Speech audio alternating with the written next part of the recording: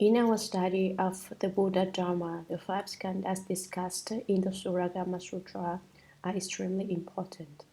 Furthermore, you should know how to untie these knots. If you do not understand these knots, then you will never be able to untie them and become free. If you can untie them, you will obtain freedom. His mind is aware, clear, empty, and still. At this point, he may be sleeping or awake, but for him, the two states are the same. What kind of state is this? The person actually sleeps very little. He's a light sleeper. He can replenish his energy just by closing his eyes for a while, unlike some people who sleep from dawn to dusk and from dusk to dawn. The reason they never seem to get enough sleep is because they have not broken through the thinking skandha. They tend to doze off a lot. When he breaks through the thinking skandha, he becomes alert and clear-minded. Waking and sleeping become the same for him.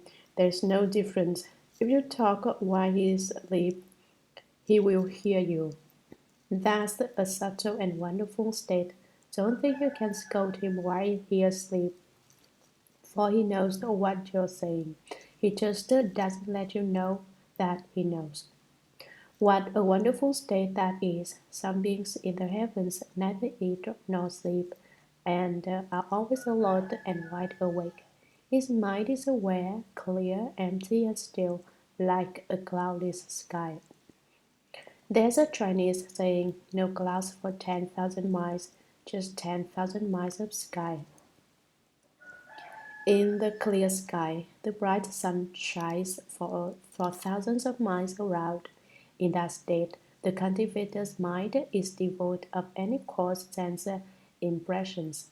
All the shadows of coarse sense data that characterized his former state are gone. He contemplates everything in the world, the mountains, the rivers, and the earth, as reflections in a mirror, appearing without attachment and vanishing without any trace. His perception of the world and everything in it is like a bright mirror which reflects things and is empty when the things are gone. They leave no traces. No matter what state comes along, the cultivator does not become attached to it. When the situation passes, nothing remains. When it's gone, it's simply gone. It is said the mind of the past cannot be grasped, the mind of the present cannot be grasped, and the mind of the future cannot be grasped. The three minds cannot be obtained. That's why there is no attachment when they come and no trace left when they go. They are simply received and reflected. He does away with all his old habits. He empties himself of all old habits, stinking habits, evil habits, and bad habits. Take a look at the bad habits people have. Some people like to say really foul things. That's a stinky habit.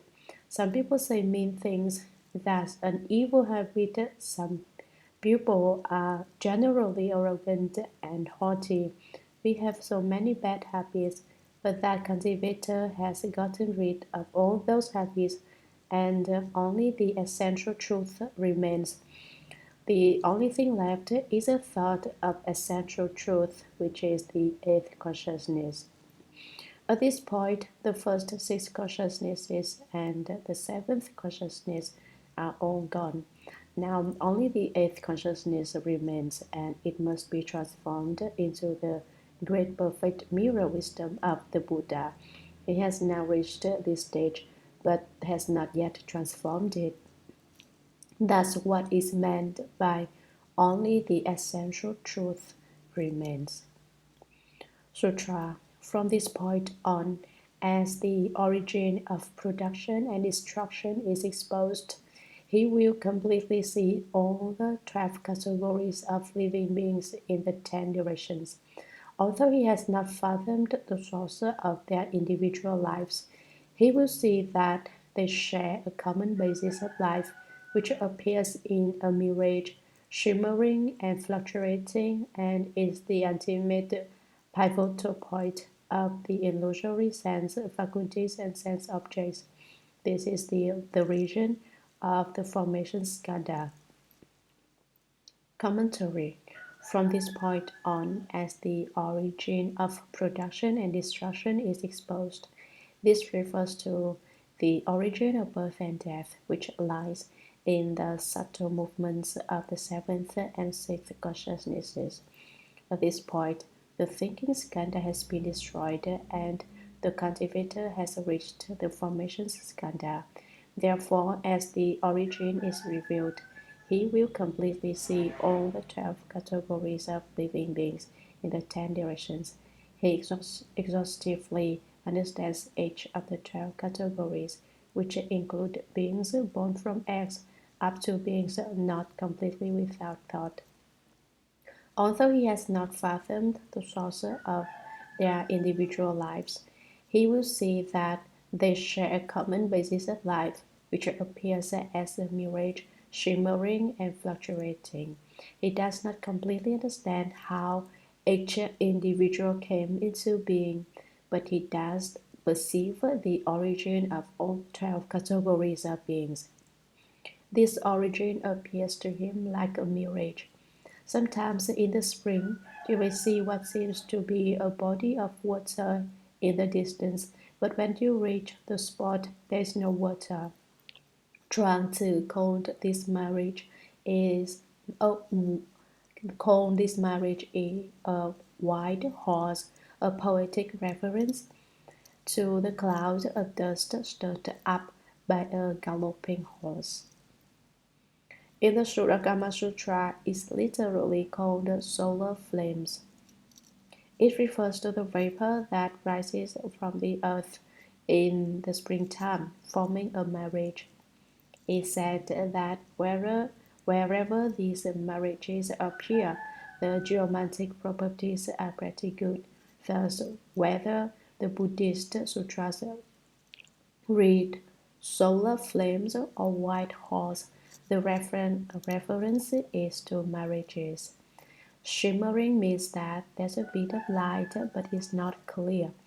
Fluctuating means that the state of disturbance is not very great and is the ultimate pivotal point in the illusory sense faculties and sense objects.